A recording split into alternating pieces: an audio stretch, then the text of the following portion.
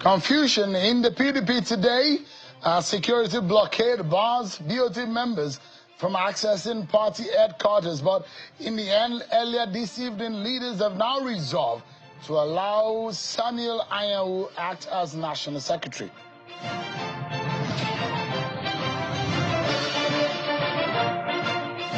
And tonight we dig into the need for credible 2027 elections as the Civil Society Situation Room today launched a credibility threshold for conducting 2027 general elections.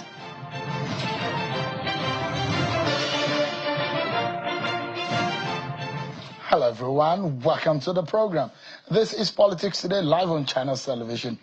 I am Sean Wakimale here in Abuja. Let's give you an update on President Bola Tinubu's trip outside of the country. President Tinubu is being out of the country in St. Lucia, where he's proposing a visa waiver for OEC's official passport holders as Nigeria now has established diplomatic relations with our country. The president declared Nigeria's openness to visa waivers for OEC's diplomatic and official passport holders and urged reciprocal gestures to facilitate smoother official travel and closer institutional cooperation.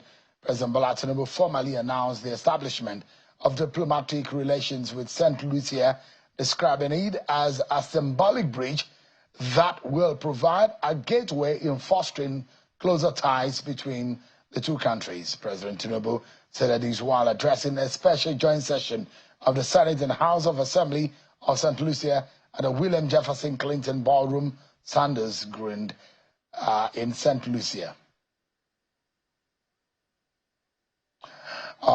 From what the president is doing outside the country and some of the interesting scenarios playing out, it is at the doorstep of the People Democratic Party. One day, one trouble for the opposition party. But we'll be finding out what exactly happened. Have they agreed? What is the way forward? We'll be speaking with one of the leaders of the party who at one point was so frustrated that they turned him back from the venue of the meeting. But in the end, they met. And we'll be bringing you updates on their meeting tonight. But first, let's serve you with some of your political roundup stories.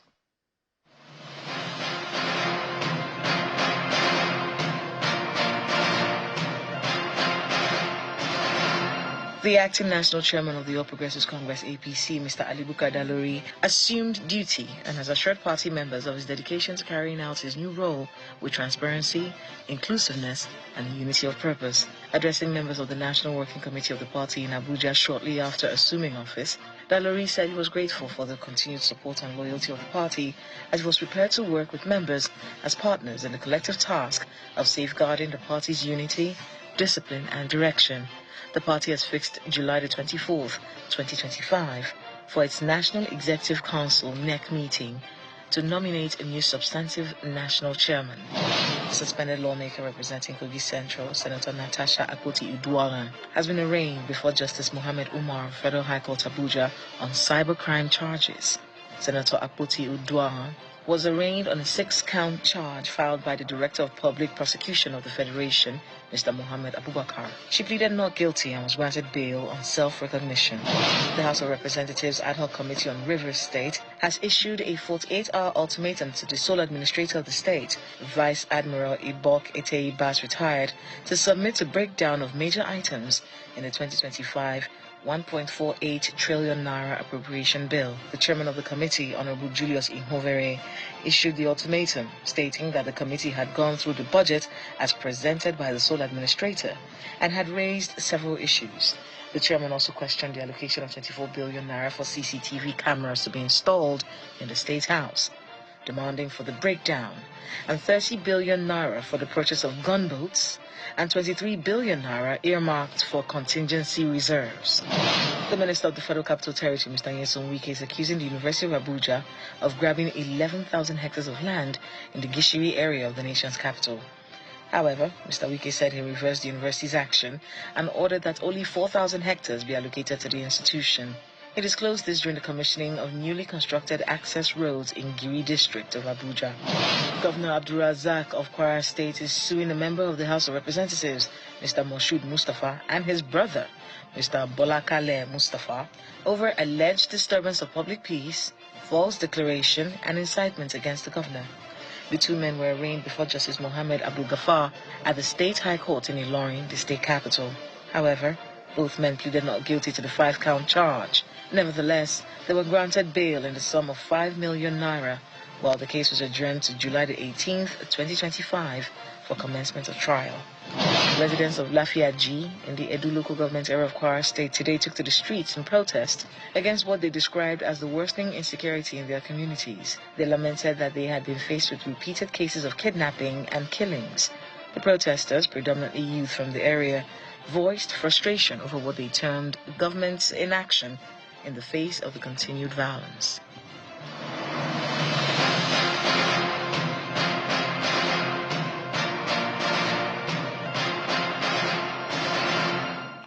My major concern tonight on the program is some of the flaws of the 2023 elections.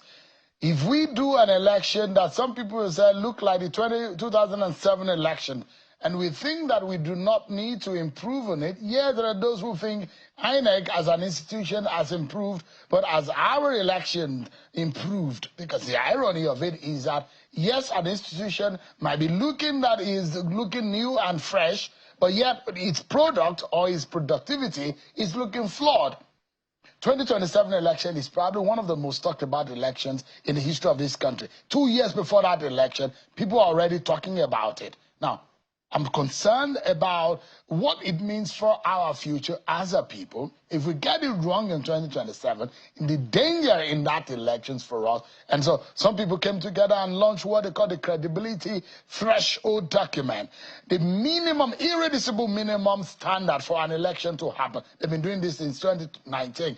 That is our major conversation. But let's look at the troubled home of the People's Democratic Party, first and foremost, before we get into that. And so they held their 100th National Executive Committee meeting. But before that happened, let me show you what really happened at the Wadata Plaza, where the People's Democratic Party was supposed to hold its meeting. And there was a security blockade. The meeting was supposed to have the BOT members. This is a scene that you will see at the entrance of the Wadata Plaza in the city center in Abuja, where some of the leaders of the party were seen trying to get access, but were turned back. Some of them are members of the board of trustees of the party. Later on, we understand that they looked for another venue, and at the end of the day, some of the governors were given reasons why the blockade happened. So we saw governors and other members of the NEC eventually meeting. But the acting national chairman of the party, Madam Agrum, in his opening remarks noted that the gathering was a NEC meeting and the decision was taken after the meeting with the governors. According to him, the NEC would deliberate on only one agenda to discuss when a proper NEC that would discuss issues relating to the party convention will be held. He therefore urged members of the party to stop the marketing the party. But let's take a look at what really happened today. I'll be bringing you some of the soundbite of what happened. One of those people who were turned back and furious, and he was apparently very angry when that happened at the Wadata Plaza, is a member of the board of trustees of the party, Chief Olabode George, who is virtually joining us tonight on the program. Chief George, thanks so much indeed for joining us tonight. Yeah, Shem, always my pleasure. Were you surprised that you were turned back at Wadata Plaza today? It was disgraceful. This is the home, like you are going back to your home, and suddenly you were surrounded by police, and I thought, what on the globe was happening? I asked the policemen there. They didn't, they were not rough. They were quite civil. And I asked, did you have a court order or what on the globe is happening? They just said, sir, we are on orders. Okay, so I went into the building, went upstairs, I met some of the staff that were working there. Then I left for the meeting now rescheduled at the Yaradua Center. Because, the Board of Trustees is the custodian of the assets and the liabilities of the party. It is the upper chamber of our party. It is the conscience of the party. If we were going to hold a meeting, without any court order or anything that we have had some infringement or whatever, affluent from Lagos, others came from their various, local governments all over the country. And I was so furious that what is going on? Who is the order from the above? That's what we kept asking until we now got to the NEC meeting. And I'm sure that will never, ever, ever again, because it has never happened. We then concluded that this was part of the crisis we've been going through. And these experiences that we are having are a load of lessons for the party members. Never did I ever believe or remember that all the time I spent as a working committee member, did we ever have this show of shame? But in the final analysis, in the end, we, like one family, we came together. The mistake, the guy who made the mistake apologized, said he didn't know that was going to be a Board of Trustee meeting, and he was just trying to safeguard the place because of the meeting that was going to come up later on in the day. What can we do? They have apologized. We saw the shenanigans. We saw the filth, the impact it has on the minds of the people. But let me reassure Nigerians, the electorate, that there's no organization anywhere in the world you will not have crisis. If you have disagreements, the most sensible thing to do is get back to your family, lock the doors, tell yourself some serious home truths, debate, discuss. You will shout sometimes you will laugh, but in the end, you must come out united. And that's what we have achieved today.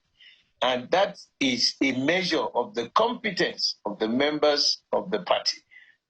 So yeah, we started pretty rough, but in the end, we were able to meet, to come together, to resolve these differences, and never again are we going to ever allow ourselves to be dragged by partisanship or by misinformation. And that's why when the chairman was talking, he asked the press, please stop de-informing the public about our party. You remember that was what he said. So, but we thank God, it's all well that ends well. I said it before, that because we haven't had a NEC meeting, which is a congregation of the elders, the current the managers of the party at various levels, from the state to the zone and then to the national. There have been differences, there have been all kinds of fireworks, and we saw the hands of Esau and the voice of Jacob. But today, I can tell you that it's a resurrection day. Today is the 30th of June, 2025. That's the end of the first half of the year. So now that we have been able to resolve our crisis, we are now back as brothers and sisters. From the 1st of July till 2027, we will never, ever have these kind of experiences in our party. We are really telling everybody, welcome back home. Your house is now ready to receive as many of you as possible. All the levels of discussion, all the levels of arbitration are now reestablished.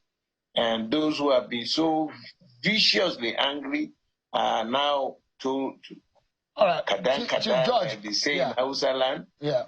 Wayo in Igbo, Yeah. and Tejeje in Yeah. Yoruba land. Let's get a I sense. am so happy. Yeah. Let's get a sense of what really happened today. Because on one hand, there was a conversation, and the national chairman, the acting national chairman, has announced that today there won't be a NEC meeting. But Yeah. on one hand, in Enugu yesterday, Governor Umba, Governor Makinde all insisted that there will be a NEC meeting. It threw members of the public into confusion as to the state of the party. No. So there are those who will say, is really a NEC meeting or just a meeting of leaders of the party today? You must be kidding. It was covered by your voice.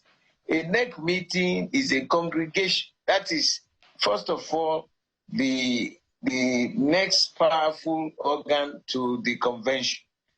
And after every convention, the last statement made that will be made by the convening authority will be all decisions from now until the next election would be handled by NEC, and is the most powerful after convention. Yes, we had disagreements before going into this meeting, but like I said, we were able to close the doors, to hold meetings, to tell ourselves some serious home truths, to accept, reject. Eventually, we came to a reasonable conclusion, and that from now on, they had sometimes, you have to plead with some people, sometimes you have to rebuke some people, but that's all within the family household. But now we finally left with a big smile on our faces and a commitment that we have learned our lessons, and never again with this Iroko political party of this country get into that doldrum. So give us an understanding, because the meeting that you held today, if you look at what INEC told the leaders of the party as to who is legitimately authorized, who has the authority to inform INEC of this kind of meeting. This meeting was not signed up by Samuel Ayan, who INEC, as invariably says, is the recognized scribe of the party. So, and that those who will say this meeting still lacks the legitimacy. No. You see, this if once you are as a member of a family, if you have disagreements, you meet, resolve your disagreements. But on one side, I remember that the national chairman, the acting national chairman, said it was going to be a caucus meeting. All right? Now, at every NEC meeting, you normally will have the caucus meeting, who are senior members of the party, followed by the board of trustees of the party, and then the NEC meeting. But he was saying that because of the meeting they had, they didn't have the appropriate man to sign the letter and all these stories. But we reminded him that the last meeting we had, the 99th NEC meeting, we adjourned till the 20th, the 30th of June. So it's a continuation of that same meeting. You don't keep sending letters of approval or no approval, notification or no. It was a continuation. In fact, the minutes were not read today because next one that we will have, we will come up with the exact information. How did the party, or how did the NEC today, as you put it, agree on Samuel Ayawu? Because from yesterday to today, Mr. Umba and Governor Makinde are saying that Ude Okoye still remains the choice of the Southeast Caucus as Right. national secretary of the party, those interests Right. and those concerned, were they heard and were they just jettisoned? Or how did you agree at that meeting that Samuel Anyanwu should be fully reinstated? Of course. You know, sometimes you win some, sometimes you lose some. For the interest of the party. Because this party, being a political party, is expected to be able to convince the electorate of the competence of the managers of the party, that if we have any crisis, we will be very competent to handle such crisis. And that because of the pool of educated, learned, robust managers that we have in the party, that gives us the opportunity to manage ourselves. And like I said, you get into the room, everybody, will be allowed to hear his views. We will listen to A, we listen to B. We will be able to manage where you need to give concession, you give concession, because no individual owns our party. It's a collective responsibility. It is not a mini-money. No. All of us own the party. If you are there, you are just a manager appointed to manage the resources of the party and ensure justice, fairness, and equity. So when people were, you cannot remain completely on one side and refuse to lean into the other group. If you want to have a real a political party, a genuine political party, a substantial political party, a respectable political party, you must be able to, sometimes you give in, sometimes we match the two, we rub them together, and whatever the outcome, you lose some, you win some, and that is the essence of life.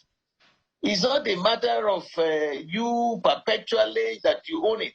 Now, the discussion yesterday was tabled extensively today, and that look, the public posture, the public existence of this PDP is far more important than private enterprises, private interest and all that. Nobody's private interest. But Chief George, the corporate interest Chief of George, the party. if I may jump in quickly, Right. the back and forth has been going on for several months. And, Right. One step forward, it does look like 20 steps backward for your party. No, In fact, no. my guest yesterday on the program said to me, he said the PDP is in a state of quagmire and that the party is suffering from multiple organ damage and the party is in an ICU situation. The party is dead to 2027 possibility of elections. Are you worried that your party might not be fully ready to compete in 2027? You must be kidding. I don't know who you spoke with yesterday, but whoever it is, must be in a dreamland.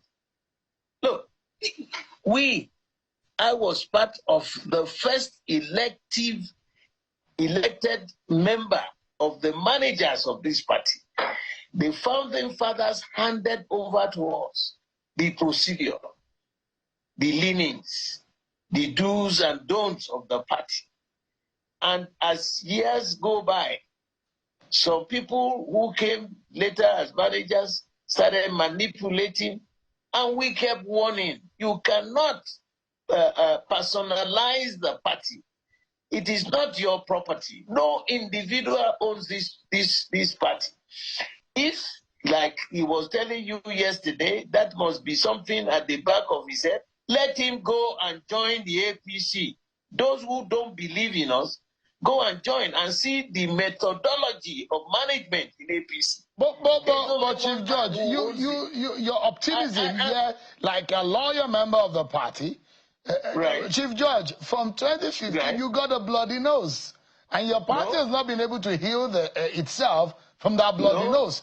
2015, That blood- 2019, 2023, you have lost Right. election back to back and you are losing members. You lost 2 governors to the APC. And there are members of your party, leaders of your party, that are joining the opposition coalition. And there are those who think that the way and manner your party is running, it looks like it is dead. How are you going to wake it up? No way. Those are dreamers. I am telling you, they are first-class dreamers. The party they are going to, in terms of political management, in terms of ownership, in terms of camaraderie, they don't have what we have. Why do I keep calling our party the ROCO, Political Party of Nigeria? Because the taproot is so deep-rooted. I told your colleagues, I said this severally, that you know why it has taken this long? It was because they didn't call the NEC meeting.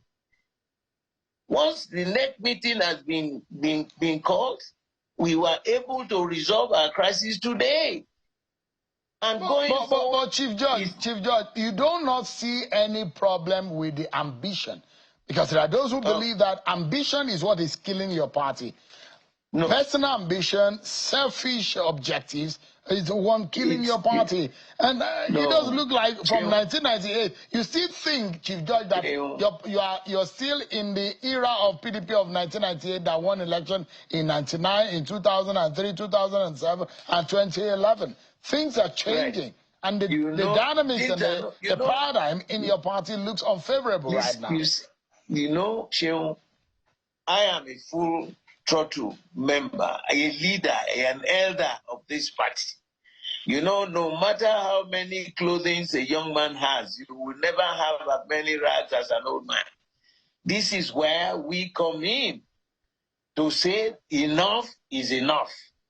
Our governors were dedicated, our governors were honest, they were committed, and they had a meeting to make sure we resolve this crisis. Same with the members, the oldest, the old generation of the elders of the party, the board of trustee members, and all the other members of the working committee. It was a full meeting today. Those who think, oh, we haven't been able to do this, we noticed and we have recognized and realized that when people put their personal ambition on the floor, you will always lose. That lesson we have gotten. You can see these people who are still moving around now and thinking, oh, I want to go and form a coalition. I want to go and do this. Oh, I will make sure I vote for you, Mr. President. But I am still in PDP. How do you now accept that as a behavior expected of a full-fledged, committed, dedicated, loyal member of your house? How is that possible? These are the things we have learned. And you know, when Papa Ekweme, co-sponsored the original members, he invited Chibola Ige from the Southwest. Chibola Ige and him are not politically correct to themselves. He called Papa Jim Mobodo. They are always at opposite sides. Papa Solomon La, Rimi in Kanu, Professor Aminu, late Professor Aminu, Papa Bamanga Tuko, Papa from Yobe. A lot of people with political differences, they were able to come together to say, listen, let's work together. This country has a particular Chief Judge. How can we resolve it? That's how the PDP came. Now Chief Judge. Others are now coming, thinking only about themselves. Oh, you want to be president. You will manipulate here. You will never again. As long as some of us are alive, we will remind those people who committed that. And you remember, this is not the first time. a load of them shipped themselves out. All right. To join the opposition party. What happened to them? They traced their back. All right, Chief George, I must thank you, and I wish your party well. There are tough days ahead, and I hope that you'll be able to swim in the very troubled waters safely. Thank you so much, Chief. Let me tell you the prayers I had member last of the night. Board of Trustees of the People's Democratic Party. Right. Let me tell you the prayers I had last night, because prayers are very, very powerful. Prayers are extremely powerful. I didn't know what today was going to be like. I promised Rufai and Ruben Abati last week that you wait until the 20th of June, 30th of June. You will see the outcome. Let me read to you. And today, you know, it's the last day of the first half year of 2025. We were able to resolve our crisis today. We have resurrected. We are going to move from the 1st of July on the path of justice with the fear of God in our minds. All right. To the El Dorado. Chief George, we need to leave it at that because we're totally out of time. But thank you so much indeed for your time tonight. We'll take a break, everyone. But when we return, we'll be talking about free, fair elections in 2027. Well, don't laugh at me. Yes, it might be a dream, but let's all work at it. It's the future of our country. If you think it's a joke to have a credible elections, well, why don't we all work together? There is now a credibility threshold document for everyone to follow to ensure that we have a credible election in 2027. I'll be telling you more about it after this break, everyone. Join us again.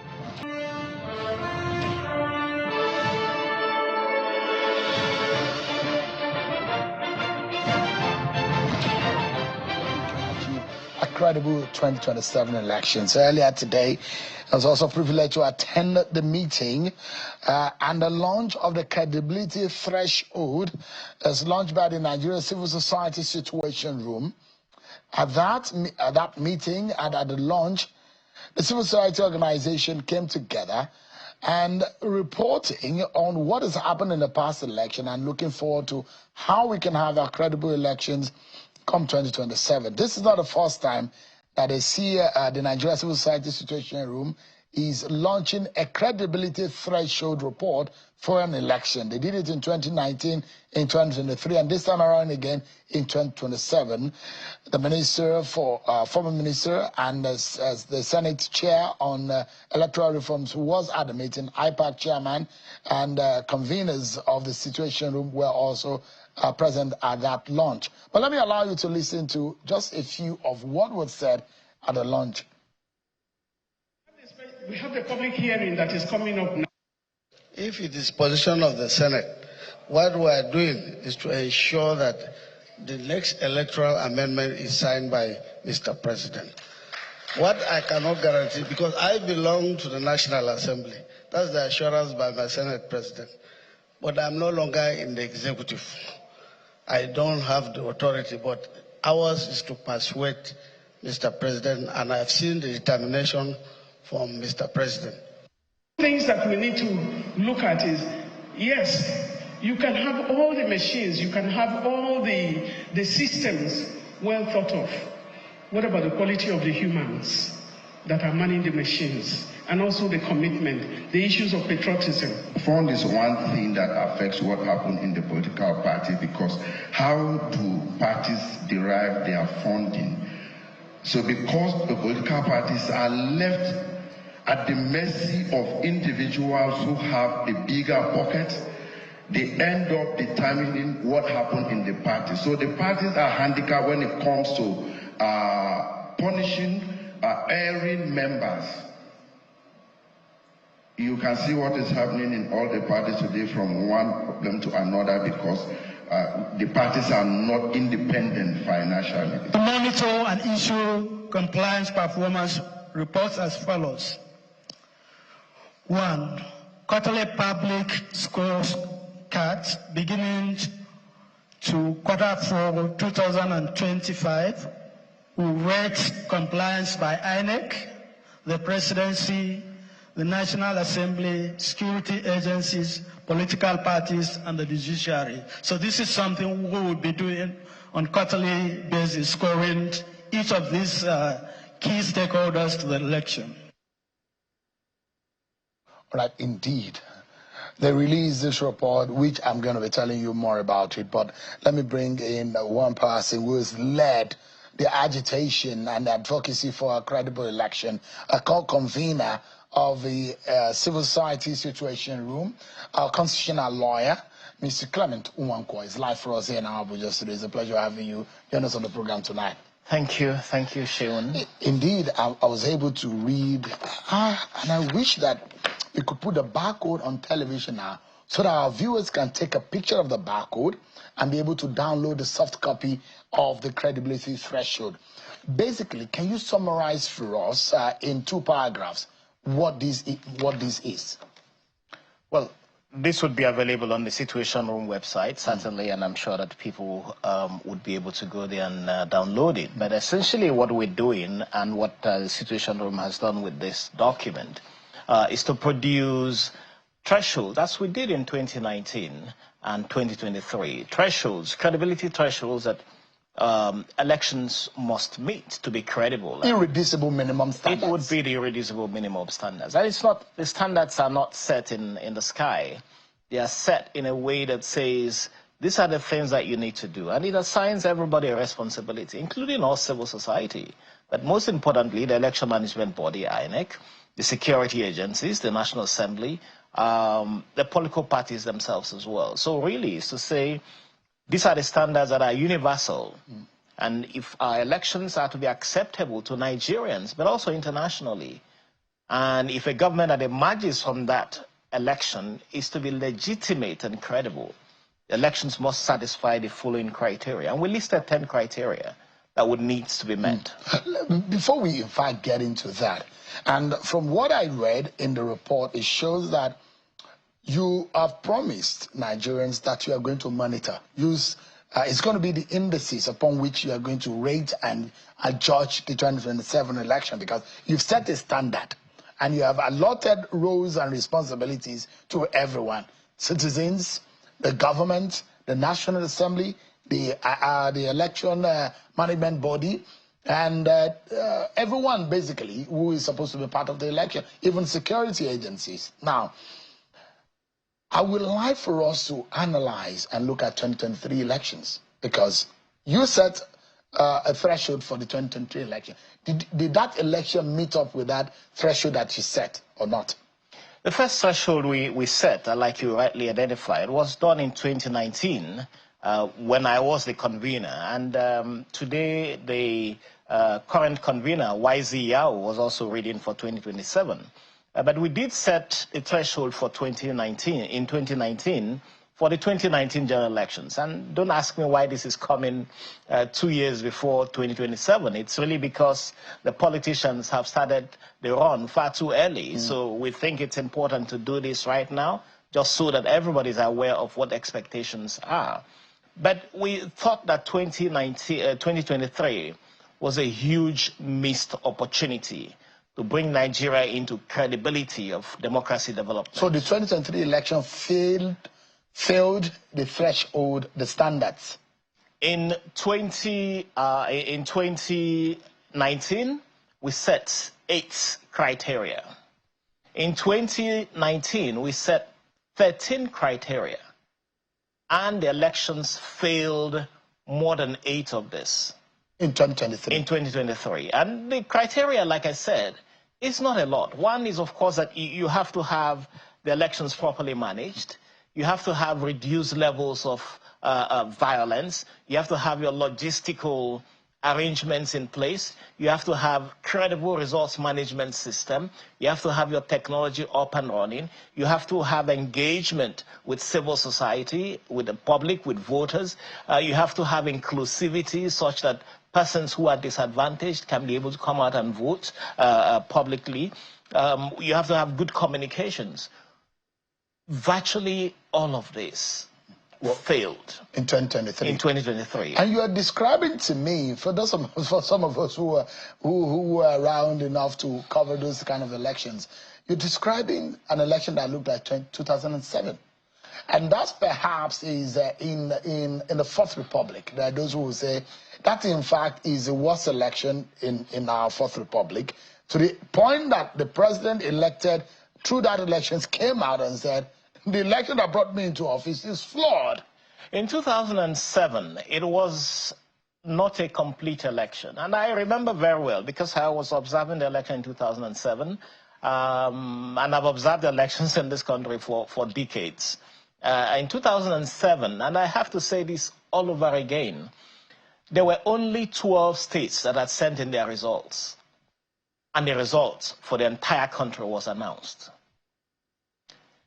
2023 was so very bad in ways that compares with 2007 because of the several flaws. It was really bad in 2023, and that's why we have been very critical. And if you watch the trajectory of turnout for elections, in 2011, the percentage turnout was 54% in the 2011 elections, which was the election that took place right after the Uwais Committee report was turned in. In the 2015 elections, which was actually a very monumental election when you had the first transition of power from an incumbent to the opposition, the turnout was in 2015. But look at what happened in 2019. It was 35% turnout. And what tells you how bad it was that in 2023, the total amount or total number of persons that turned out for the elections was only 29%, unprecedentedly low. And what perhaps the statistics that you have not given out is the margin of win. In all of this election, we had the lowest in 2023. 36% was what we got from the person who won the election. That was the lowest margin threshold that we've had since 1999. So, I mean, just talking about 29% of voter turnout, out of 93 million people that voted in that election, of over 200 million people, and you discover that 33% of the voters who actually voted for the president who won the election. It wasn't 93 million that voted. It was 93 million on the voters register. On the voters register. And then you had less than 27 million people vote. And what is instructive is that the winner, or the person declared as winner, had a vote lower than his top two challengers, which meant that the election, or the person that won the elections, could not be described as having won the majority of votes when you look at the total number of votes cast. Going beyond all of that, we have said as situation room, and as we've done in previous elections, we have to revive public trust. And public trust is centered around two things. One, the integrity of the elections, which means that the election management body and all the stakeholders are saying we want to do things right. And the other is competence, which means that even if they want to do things right, what is the competence level? So those are two things that we are concerned about right now. And we can't continue to have a deterioration, a decrease in the number of people who come out to vote, because it goes to the legitimacy of the government that emerges from that vote. And so the emphasis at this time, and the call on everyone who is a stakeholder, is let's all work together to ensure that elections in 2027 is credible. In the report that you've released today, which I would recommend that all Nigerians should go and get it, and we need to master it so that we can all follow through. We still have 2 years to be able to ensure that we have the kind of elections. And you said that for us to, in that report, the criteria or the credibility threshold are set out to reverse the trend, some of which we've seen in the graph that we've shown here, either in voter turnout or in the trust in the capacity of the election management body. There are three pillars that you have set, one being that issue of integrity, delivery, and engagement. What do you make of this? How do you identify these three pillars? I think that in terms of integrity, you have to look at all of the stakeholders and what role they have to play. Whether it's the election management body, the political parties, and you can see you just finished an interview now of one of the political parties. The political parties, and this cuts across all, the political parties are in their own confusion in their own dilemma, and there is no exception. So let no one think it's just one party or the other. There is no exception amongst all of the parties. The issue that runs through all of them is lack of internal democracy. Party primaries are conducted in ways that question the fairness and integrity of the process. Party leadership is almost operating with impunity. Membership is isolated from the leadership of the party. So parties are very weak, and this cuts across all the parties, like I said. The issue of management of elections becomes really important. What is the mindset, and how are people appointed into the Electoral Commission? It is difficult for you to say that if somebody who's been appointed by an incumbent would be able to deliver in a way that is free and fair, unless that person has their own personal integrity. And it's a question, what are the nature of persons going to be appointed? As you know, there would be the opportunity for leadership change at the highest levels in INEC. Who and who would be appointed? Before the end of the year. Certainly. So, and it behoves on the president to determine and push to the committee of... It would be the INEC Committee on Electoral Matters. Yeah. And I think that if you do have the INEC Committee on Electoral Matters considering these issues, it has to be in a way that all Nigerians can see that they have done their work thoroughly. We'll be wondering who the next INEC chairman will be, because I know that Professor Yakubu will be bowing out before the end of the year. So it will really give Nigerians an understanding of where we are going in 2027, whether we are ready for credible elections or not.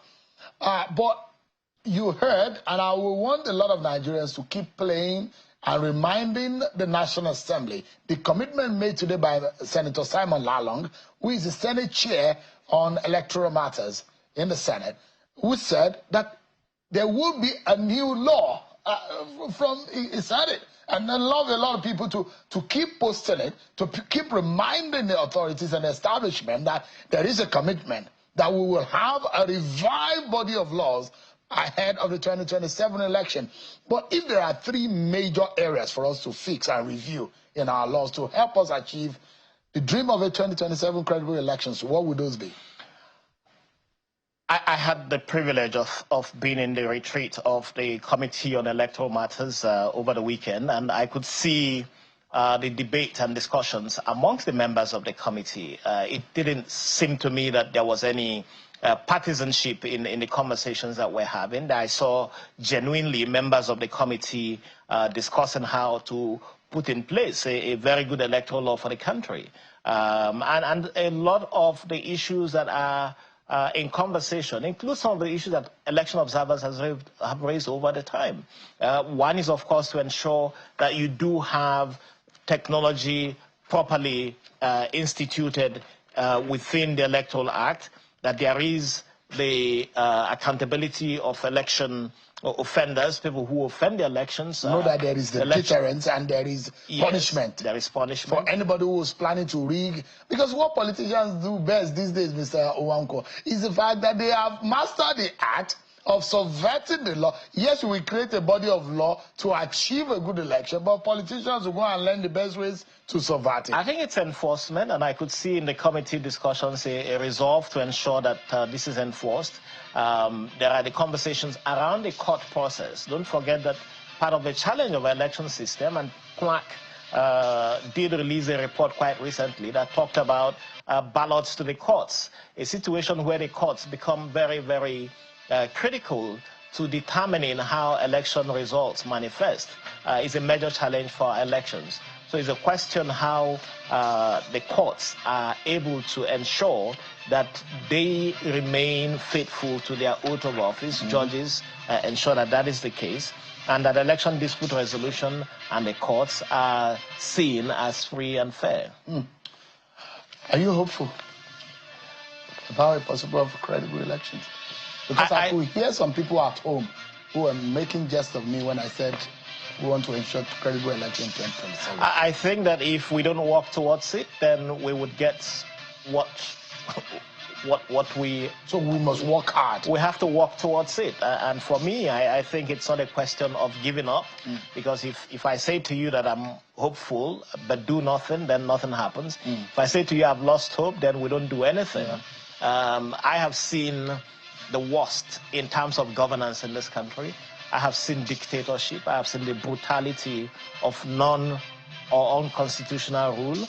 And for me, nothing surpasses ensuring that our democracy survives. And that's what we have been working on all these years. Well, congratulations on the launch of this report. Thank you, Sean. And I wish you and your colleagues well. My regards to them at the Situation Room. Thanks so much, Mr. Clement Walker. It's good to see you again. Thank you so much indeed. Thank you. Well, it's an effort. It's a communal effort. We cannot give up on our country. We need to hold our hands together. Everyone marching, whether the streets and our rooms, wherever the polling unit, we need to ensure that 2027 is not like any other year. It's a year of 2027 of credible election. Thank you so much, everyone, for watching tonight. I'm Sean Wakimale. God bless Nigeria.